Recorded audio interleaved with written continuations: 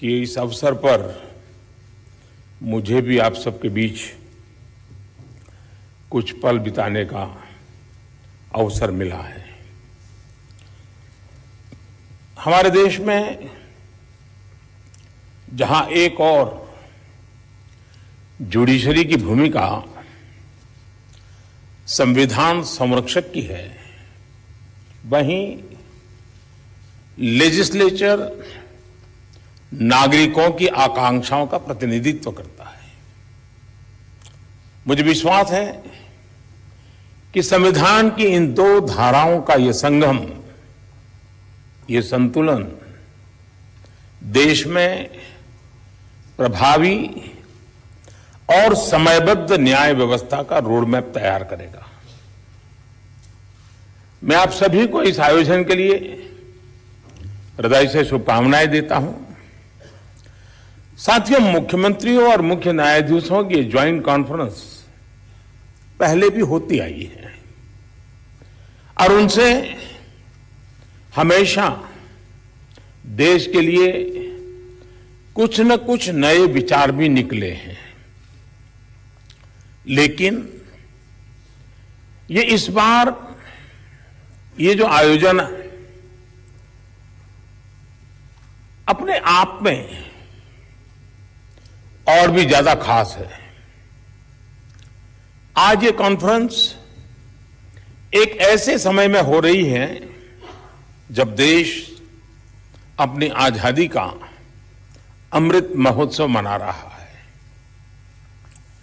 आजादी के इन 75 सालों ने जुडिशरी और एग्जीक्यूटिव दोनों के ही रोल्स और रिस्पॉन्सिबिलिटीज को निरंतर स्पष्ट किया है।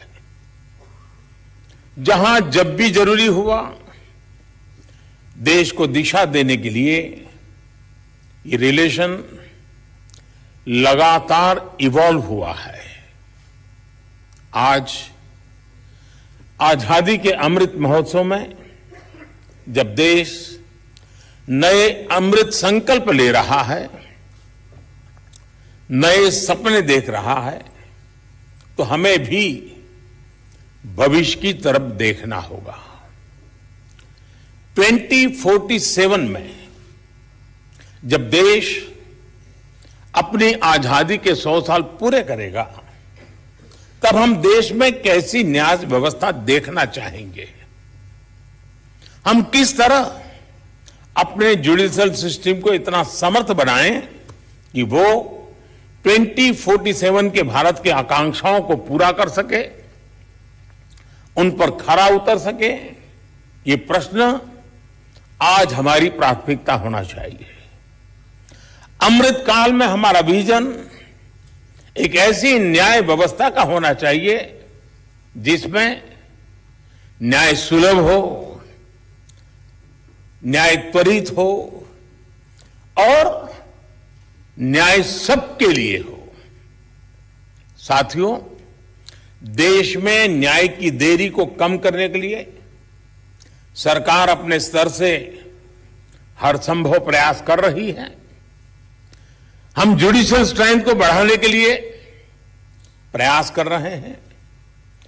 जुडिशियल इंफ्रास्ट्रक्चर को बेहतर करने की कोशिश चल रही है। केस मैनेजमेंट के लिए आईसीटी के इस्तेमाल की शुरुआत भी की गई है। सबऑर्डिनेट कोर्ट्स और डिस्ट्रिक्ट कोर्ट से लेकर हाई कोर्ट तक वैकेंसीज को भरने के लिए भी प्रयास हो रहे हैं। साथ ही जुडिशियल इंफ्रास्ट्रक्चर को मजबूत करने के लिए भी देश में व्यापक काम हो रहा है। इसमें राज्यों की भी बहुत बड़ी भूमिका है।